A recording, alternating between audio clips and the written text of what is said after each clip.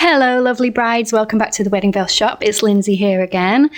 Today's little video is about beads. I've just had a lady on the phone and I've been trying to explain the difference between our crystals and diamantes. It's so difficult, and I was thinking, wouldn't it be nice if I could just show her, you know, even though she's far away and I'm talking to her on the phone, if I could direct her to a video so she can see them. So that's kind of the inspiration behind recording this little video. Obviously we do already have a written guide and some pictures, but I feel like you can't really see the true sparkle in a still image. It needs to move so that you can see it twinkling in the light.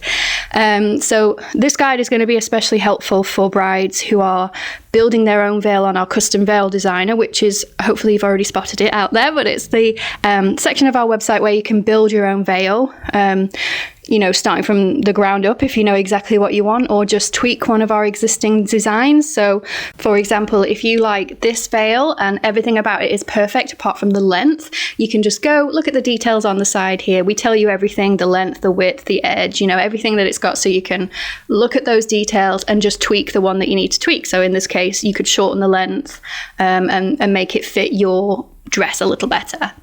Obviously, when you come to the beading section in the custom veil designer, it is optional. You can choose to skip it. You can just click on the picture of plain tulle and have no beads. That's fine. We don't judge. But if you do want a little bit of sparkle, we just want to show you that there's kind of three main types with a variant. So there's crystals, diamantes, and pearls, and the diamantes and the crystals have an AB variant. So rather than being just clear, they have AB stands for Aurora Borealis, so that kind of rainbowy hued. It's quite subtle, so like they are still clear, but when you turn them in the light, they have like a rainbowy effect. Hopefully you can see that in these clips that are coming up. Okay, so starting with, let's just start with the easiest one, the pearl. This is a Swarovski white pearl. So with Swarovski, the white isn't true white, it is kind of an off-white pearl color. We used a little dainty 3mm size, so they're, you know, they're subtle. Here you can see it on a real veil. This is kind of a scattered effect, and it's just a classic look, isn't it? The pearl, it's not really sparkly, it's more like a sheen, a luster, but it's very classic, very pretty. On the other extreme, let's go straight to probably the most popular bead that we do, which is the clear diamante. So these guys are little flat-backed. They are still kind of a crystal, but they're flat backed, and inside that flat back is kind of like a foiled mirror effect. So they do look quite silvery, and they're only 3mm again, so quite dainty, but they pack a lot of sort of sparkly punch, if you know what I mean. They do really twinkle. The most sparkly bead option there. And then the variant of that is the AB variety. So again, it is kind of a little bit silvery in the base, but when you turn it, you can see like pink, blue, sometimes like an orangey color pops up. So, you know, if you like those kind of colors, or you want to incorporate more colorful beads in your veil, it is an option. It's not as popular as the clear variety, but it's there as an option if you want it.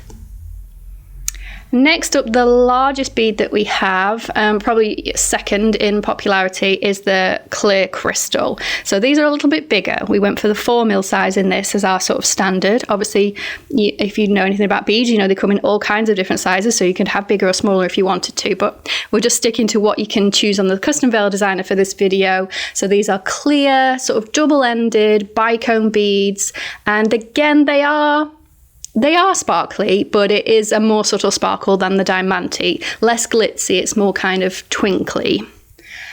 And then, as with the diamantes, you have the AB variant. It's a little bit more subtle, I think, on the crystal.